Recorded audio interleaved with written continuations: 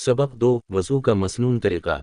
नमाज पढ़ने से पहले वज़ू करना ज़रूरी है, इसके बग़ैर नमाज नहीं होगी।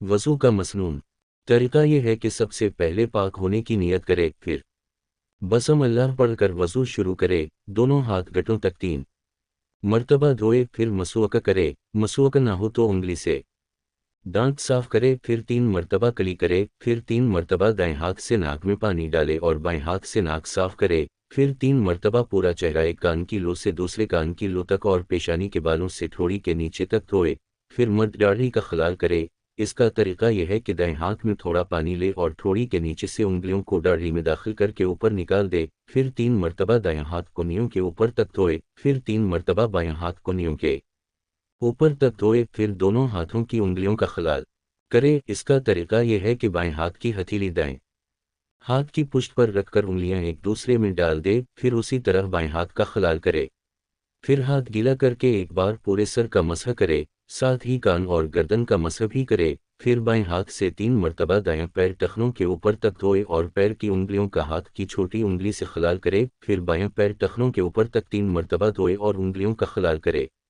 चेहरे, हाथ और पैर को खूब मिलकर धोए, जोर से पानी ना मारे, आखिर में वज़ू के बाद की दुआ पढ़ ले। मसला, अगर मर्द के दाढ़ी के बाल इतने घने हों कि अंदर की खाल बाहर से दिखाई ना दे, तो वज़ू में खाल तक पानी पहुंचाना ज़रूरी नहीं है, बल्कि बालों को ऊपर से धो लेना काफ़ी है। दाढ़ी के जो बाल थोड़ी से नीचे लटके हुए हों, उनका धोना फ़र्ज़ नहीं है, बल्कि उनका खलाल करना सुन्नत है। आपको वज़ू करने का सुन्नत तरीका मालूम है तो सवालात का जवाब ज़रूर दें। सवालात। सवाल नंबर 1, वज़ू का तरीका बताइए। सवाल नंबर 2, नाक किस हाथ से साफ करेंगे। सवाल नंबर 3, हाथ की उंगलियों का खलाल किस तरह करेंगे।